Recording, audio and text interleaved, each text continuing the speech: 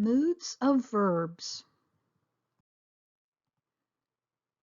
Every sentence communicates a mood with its verbs. These moods are indicative, imperative, interrogative, conditional, and subjunctive.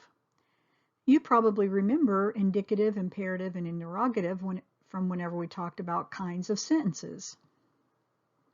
Indicative indicates a state of fact or something that is or isn't happening in reality. Most sentences in English are written in the indicative mood.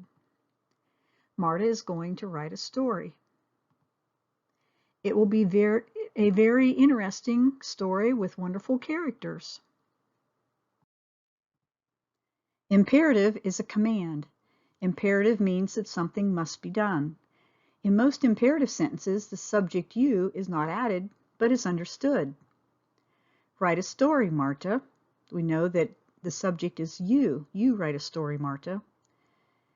Read Marta's story. Again, the subject is you. You read Marta's story. Sometimes an imperative sentence can be more like a plea. Help me. Interrogative asks a question. It is written in question form. An interrogative sentence might be asking someone to do something, like an imperative sentence, but the difference is an interrogative sentence asks, whereas an imperative sentence tells. Can you write me a story, Marta? What will you call it? Conditional depends on conditions. There have to be certain conditions for it to happen. They often start with an if clause, but not always. If Marta has time, she will write a story. Had she started on time, she would be done by now. Subjunctive is a wish or a way to explore uncertain or imaginary situations. It has a limited role in English compared to other languages, but it is important to use it properly in formal writing. There are three ways to write the subjunctive mood. First, use the third person singular of the present tense. Drop its S or ES ending. The teacher asks that Marta write the story. Normally, we would say Marta writes, but for subjunctive, we use write. I suggest that she read it over first. Read instead of reads. Usually we would say she reads. The second way is the use of the verb to be.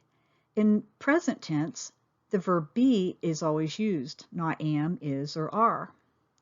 I suggest Marta be the writer. There we use be instead of is. Peace be with you. That's an old expression you've heard a lot. Now you know it's in the subjunctive mood. The class recommended that the story be written immediately. Third, in the past tense of to be, use were instead of was. She wished Marta were the writer. If I were an animal, I'd be a buzzard. Usually we say I was something, but for subjunctive we say I were.